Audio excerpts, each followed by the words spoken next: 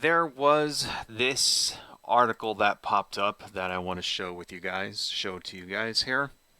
Let me go ahead and turn on my laptop. This is from about a week ago. I'll put this down in the chat for you guys who like to follow along. This is from the Daily Star, which is admittedly a bit of a tabloid. So take this stuff with a grain of salt. Sunlight eaters leave newborn child to tragically die of prolonged starvation. Right. We don't really need to read this article, but I just wanted to kind of show it to you to make sure that you all knew that it wasn't something I just made up, right? Because that sounds a little ridiculous, like sunlight eaters. Like there's a lot to unpack in this headline. People who live off of sunlight starve their child to death. Right, that's basically the story going on here. Let's turn that off. We're not going to actually read the article here, but I will sum it up for you guys because I took the liberty of reading it myself and can give you the main points. Essentially, this happened in Russia from somebody named Maxim Lutye, Lyutye, Lyutye, right? And his partner did not appear to be married. Partner named Oksana Minarova. And what's the story here? Well, they had a 1-month-old baby boy who they never fed. And the boy died after a month of not eating. Died of pneumonia and emancipation after starvation. So basically, they just didn't feed the kid at all, and he died. Which is absolutely fucking crazy and ridiculous, right? Until you realize who exactly these people are. So this guy, Maxim Lutye, Lyutye, I'm just going to say Lutye, right? Is a lifestyle trainer. That's his occupation. He is known as a radical foodist and also believes in feeding on sunlight. Apparently, this guy also had a lot of other really weird conspiracy theories going on. Some anti-sort of global warming conspiracy theories, right? He's posted things saying that Greta Thunberg was an actress, like that she's being controlled by, global elites or whatever, and that also that global warming is a hoax. And that 3D printers were invented in the 19th century, which is very strange. Because that's the thing you got to remember when it comes to these conspiracy theory types. They never just believe in one conspiracy theory. Once you get introduced to one, then you just drop down a rabbit hole. So, that makes perfect sense that he would believe in multiple ridiculous things like that. But what I want to focus on is the whole idea that one can live off water and sunlight. Right, like you're some kind of plant. Like that's what it is. Like photosynthesis? Like is that what they're fucking talking about? Well, what this is, this guy believed in sungazing. Right, which is a subset of a belief called anidia. What exactly is anidia, right? Well, it's sort of a group of beliefs. There's some people that take the sun gazing aspect of that. There's another group of people who believe that they can live off of just air, and they're called breatharians. And anidia is derived from traditional Hindu medicine. With the concept of, they have this concept called prana, right? Which is sort of like, prana is, you would say, life energy, inner power, life essence, right? That kind of thing. And it's something that when you practice yoga, what you're doing is, it's synonymous with the breath, the breath of life, right? So that's kind of what it is. So that's why there's lots of breathing exercises in yoga, stuff like that. And the idea is that you're cultivating this sort of inner power. Along with your external body's health, you have an inner light body made up of prana. And the idea is that in traditional Hindu medicine derived from Hindu theology, Prana is sort of the food source that your inner light body lives on. Of course, this has all sort of been like bastardized and new ageized and all that stuff. New age beliefs are never really the exact beliefs of they sort of take from traditional sources like Hinduism or whatever and kind of pervert it. It's never exactly the same as what you would actually like get from actually reading the Hindu scriptures or whatever they take their woo from. That's essentially it. So that's the idea of prana. Like the closest Western equivalent would be probably soul or life essence or something like that. In China, they call it qi. In Japan, they call it ki. There are various martial arts in China and Japan that supposedly cultivate this inner energy. You have Tai Chi, another one called Qigong, or Qigong, excuse me, that's how it's pronounced. Which actually, Qigong is sort of outlawed by the Chinese government. There's lots of controversy surrounding that, but people still practice it. And they claim that they can use their inner, their Qi powers to not only cure diseases, but some of them even claim to be able to, manifest superpowers. Like if you've ever seen those videos of the lady on the beach who's trying to erect an invisible force field, and then like a guy running at her and just totally running into her and like injuring her. Like, have you ever seen that video? That's essentially people trying to cultivate chi or prana and trying to use it in a martial art in order to actually affect the physical world, which in real life that just doesn't work. That's the kind of thing you see in kung fu movies, So whenever you have a kung fu movie and the guy's like flying through the treetops and like say he'll jump and he'll like run through the air stepping on leaves, right? Something like that, that sort of light foot effect. That's manifest chi energy. Or for example, in Dragon Ball Z, when Goku shoots a Kamehameha wave out and like blows up the moon, that's manifest ki energy. So it's essentially fantasy. It's that kind of shooting fireballs in Street Fighter. That's supposed to be ki. Right. So it's basically just fantasy. It's this idea that you can get superpowers through doing exercises and stuff like that. And if you're really, really good at kung fu, or if you, in this case, if you live a spiritually clean life or whatever, then you can do amazing things. And these people believe that if they live a spiritually clean life according to whatever principles they're espousing, then they can live their lives without having to eat or drink, without having to imbibe food of any kind or water. And of course, this leads to, predictable outcomes where people try to do it over and over and they end up dying, starving to death, right? So this all comes from Hindu theology and Indian traditional medicine called Ayurveda. And it's through that teaching, the idea is that prana is sort of like the force, like in Star Wars. Like it permeates the universe, right? And so yeah, it's sort of there's corresponding belief systems even in Europe. In pre-Christian Europe, there was sort of a corresponding belief that it comes from animism. That the rocks and the trees and the mountains and stuff all have souls, that kind of thing. That's essentially what it comes from. Breatharians believe that they can absorb prana through the air, that they can just live off air and just do breathing exercises and not have to eat or anything. Sun gazers, of course, believe that they can get it through staring at the sun. That all they got to do, they don't have to eat. All they have to do is drink water once in a while and just stare at the sun for 45 minutes a day or something, and then they get all of their spiritual energy, which they get all their prana, which goes and nourishes their inner light body. And if they just believe hard enough, then they won't have to eat food ever again.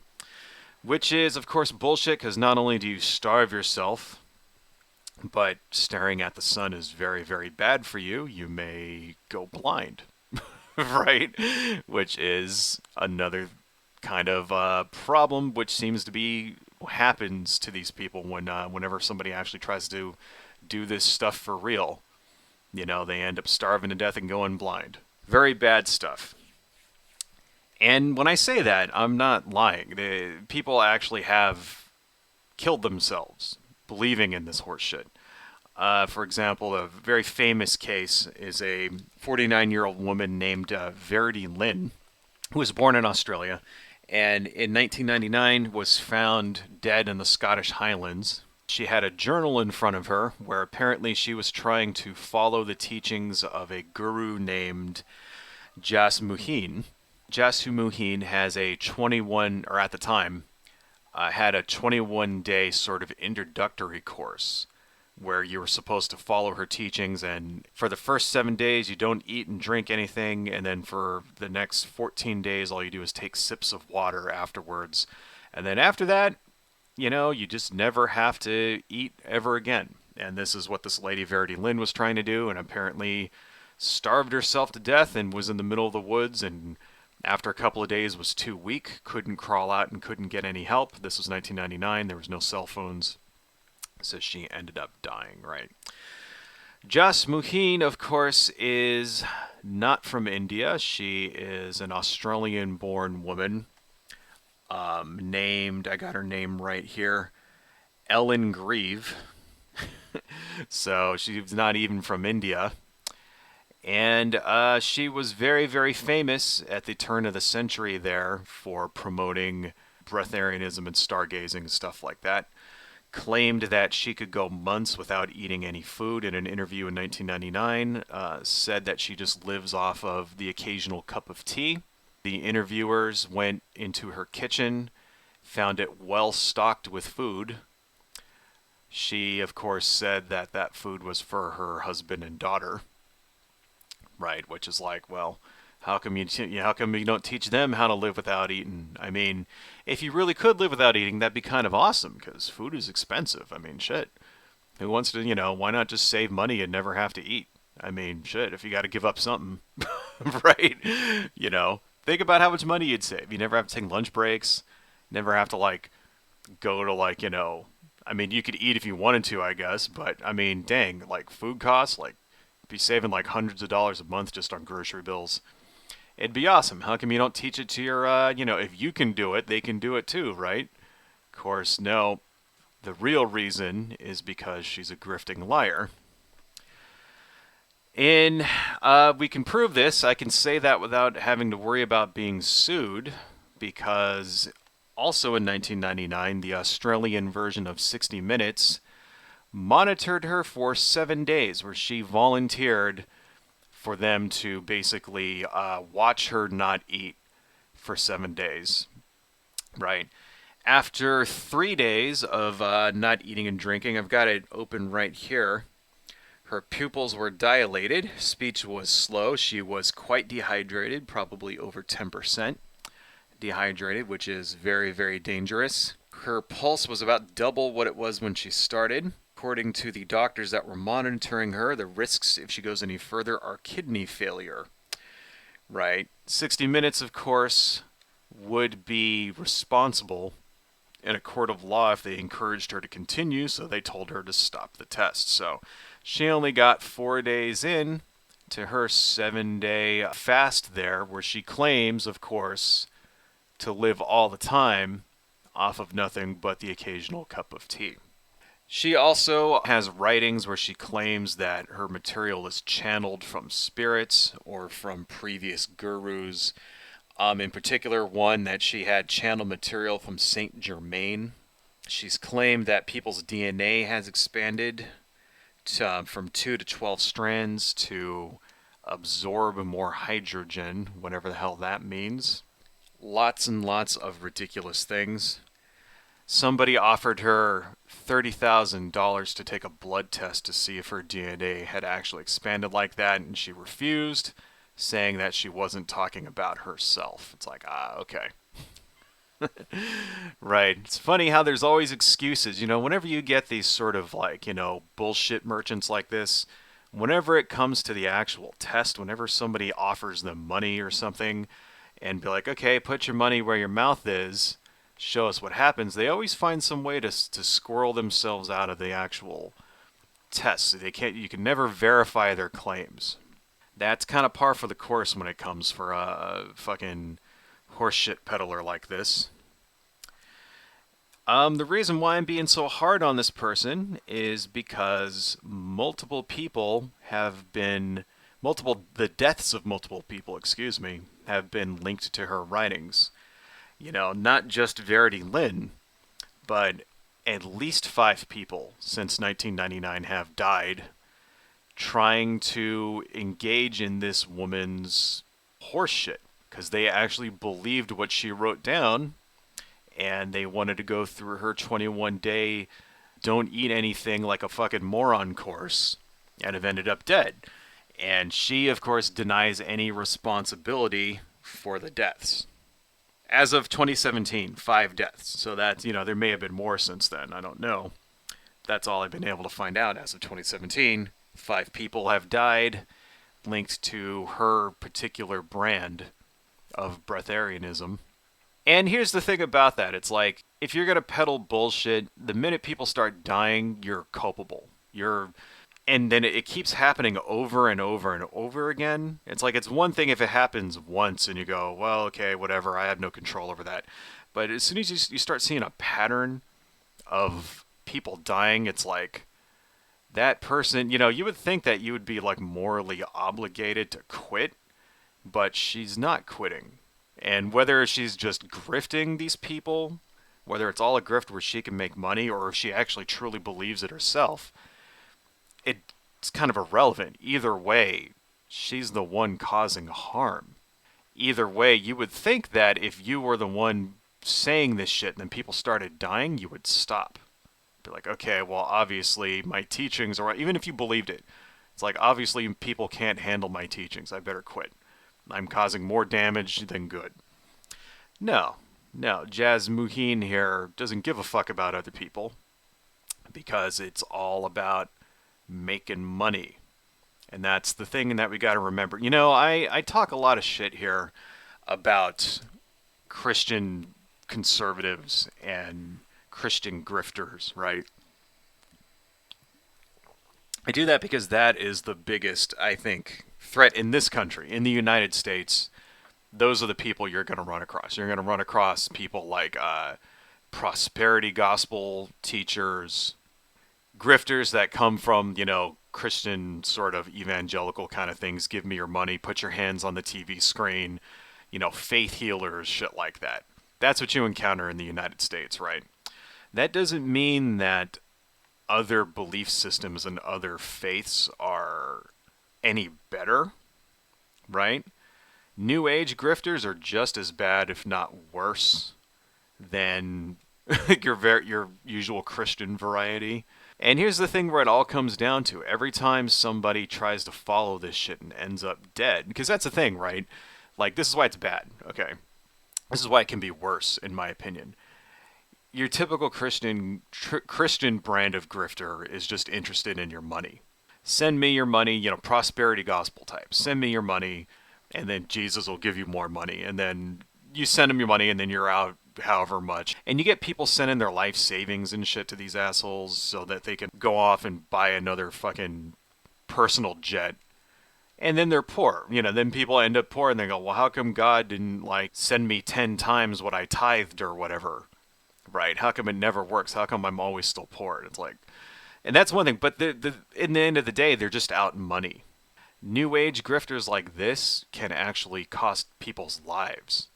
5 people are dead because they believed what this woman said. They believed that. I mean, I don't know. I think that's a little bit worse, if you ask me. I think it's like, if you're just stealing from somebody, okay, well, fine, they lost money. Maybe they were too fucking stupid to have it in the first place. But you end up, like, killing somebody. Like, if the shit you're saying is, like, directly resulting in the deaths of people, and you don't stop doing it, that's that's just as bad. That's I think that's worse. I think death is worse than, like it's like fucking murder. I know, all right, okay. You can't call it murder because she didn't murder anybody. But it's sort of like if I write a book about, let's say I wrote a book about the joys of chopping your dick off, right? And how it's awesome and how everybody should chop their dick off, and just like, I don't know, sew it on their forehead or something. Like, let's say I wrote a book about that. The chopping your dick off and sewing it on your forehead by Mark. It's the best thing ever. And then I send it out there, and then I of course don't chop my own dick off and sew it on my own forehead. Of course, I'm not going to do that. I'm not stupid. And then people buy my book, and then all these people walking around chopping their fucking like schlong off and like sewing it on their foreheads, right? And I laugh all the way to the fucking bank. It's like, who's doing more damage there? Like, a guy that just rips you off, or a guy that like tricks you into like fucking yourself up? Like, you get my point here, folks? Right? Like, I mean, so yeah, that's what I wanted to cover this. It's like these people are just as bad, if not worse. Don't be fooled by them, because that's the thing about New Age people, is that they're generally cool. New Age people are generally cool. They generally like want you to just sort of do your thing, and that's why you get a lot of progressive leftist types who believe in New Age stuff, because it's the general attitude from that side of the aisle aligns a lot more with progressivism, right, politically. And that's the thing, is that you got to watch out. There's predators on that side too, that they're after you. They just want your money, right? So if you have a friend who's into this kind of thing, if you have a friend who's into, maybe they're into essential oils or some shit like that, maybe they like believe in various types of food woo stuff, that their raw food diet, blah blah blah blah blah. And it's like, yeah, there's nothing wrong. Stuff like that can be healthy if you know what you're doing, but make sure they don't fall down that rabbit hole. Make sure they don't start believing that they can live off of just water and oxygen, like there's some kind of like plant or some shit, right? Because these people will fucking, the grifters exist on that side as well, and they'll gladly smile and take your money while you accidentally kill yourself, and then blame you when it happens. And that's the other thing about all of this stuff, is that they always say, how come it didn't work? How come this guy fucking starved to death? How come he wasn't able to live off of like light and sunlight? And their stock response to it is, oh, well, he wasn't pure enough. He wasn't spiritually clean enough. He didn't believe hard enough. He didn't whatever. He wasn't sincere on the inside. It's always your fault when their pseudoscience shit ends up damaging you. It's always your fault. And you got to keep that stuff in mind, People can be vulnerable to this kind of thing. This is just as much as Uncle who's 62 is vulnerable to like Fox News and QAnon, right? Your loving progressive aunt who's like maybe buys like aromatherapy candles or something can be vulnerable to this shit too. So stuff to be aware of, folks, right? That's my PSA for today. Thank you for coming to my TED Talk. Hello folks, if you like what I do and you want to support the channel, please consider buying something from my Etsy shop, supporting me on Patreon, liking and subscribing, and checking me out across my social media links listed below. Thank you all so much, and see you next time.